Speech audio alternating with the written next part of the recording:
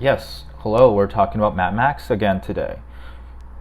Very long time ago, probably one of my first few videos, I talked about this Black Bandit Ford Falcon, 1973 Ford Falcon XBGT, one of the greatest Australian muscle cars out there. And back then I didn't realize this wasn't, I know it wasn't designed to be like the Mad Max car, but I didn't realize there were better, more accurate versions.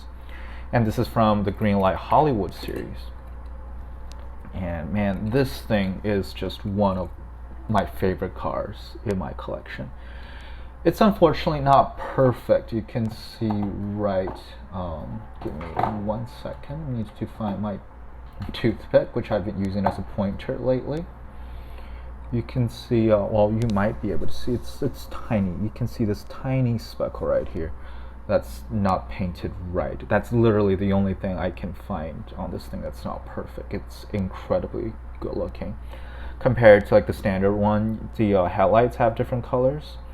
There's actual printing, there's letters on the tire as it should, like the way it is in the movie. It's shaking a little bit. Can you focus? Here. This is the optimal distance for my iPhone. It also got the MFP, right, the Main Force Police logo on the side. It's really good. The one I got was a Miho exclusive, and it also came with this really bad looking Mad Max figure. Unfortunately, you see the police badge on his jacket, but it's tiny compared to other Greenlight figurines. It's not very good looking, but it's fine. Like, it's an extra thing. This thing isn't really more expensive than the Black Bandit one anyway. But previous couple of days I've been trying to look for other Mad Max 164 vehicles, and one of the things I found was this. Now there's one other vehicle that I'm very interested in getting that actually exists.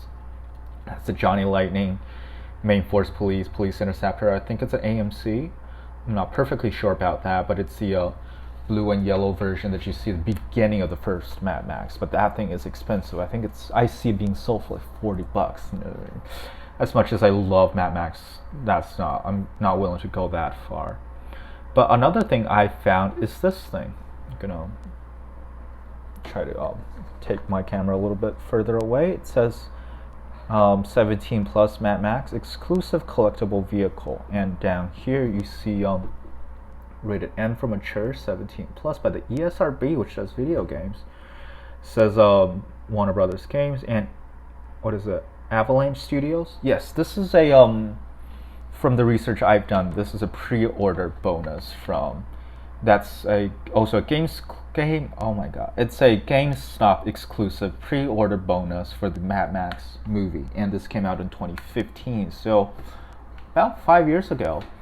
And there's not a lot of information. There's nothing on here. It says adult collectible, not to toy. By the way, it's 17 plus. I think probably because the video game itself is 17 plus. This thing says it's not a toy, but we'll find out more about that. Blister contains one die-cast collectible, and it's made by a company called Make to Order Inc. somewhere in California. Warning: choking hazards, blah blah blah. So there's not much about this Made to Order Inc., but it's interesting. This is the only die-cast thing I found from them. But first thing, I already cut open. I actually wanted to wait for a better X-Acto knife to arrive before opening this, but I decided I've practiced long enough. I know how blister cutting works. And yeah, this turned out very well, but the first thing you realize it's pretty light. If you shake it, I'm going to do it next to the microphone. Yeah, it sounds very light. This definitely sounds and feels lighter than a Hot Wheels basic release. So when it says it's a collectible vehicle and not a toy, but what this car is, it doesn't really say here. I did some research, and it's called, I've never played the game by the way, it's called The Wild Hunt, which is based on the original Interceptor, and it's a Magnum Opus. So basically kind of the late game vehicle you'll find. So yeah, I already cut out the blister. I'm gonna take it out for a look-see. This is what it looks like. First thing you realize, it's very light. Again, lighter than the basic Hot Wheels model. So the body is metal, all the wirings and stuff here, it looks pretty nice, but it's all plastic. The base is plastic.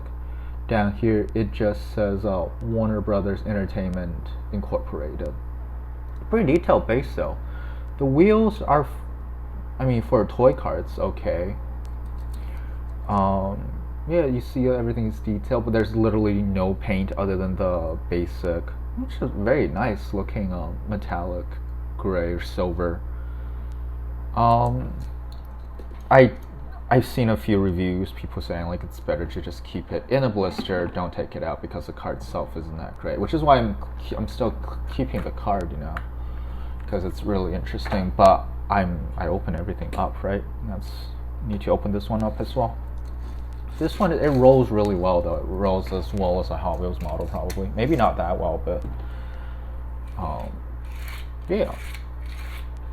Also, ouch! It's trying to plow through my hand. Putting it next to the proper 164 Greenlight, you can see they're pretty much the same size. The proportions are a little different, but pretty much the same size. The details, for instance, on the hood, I'm actually gonna pan this down a little. Actually, you know what?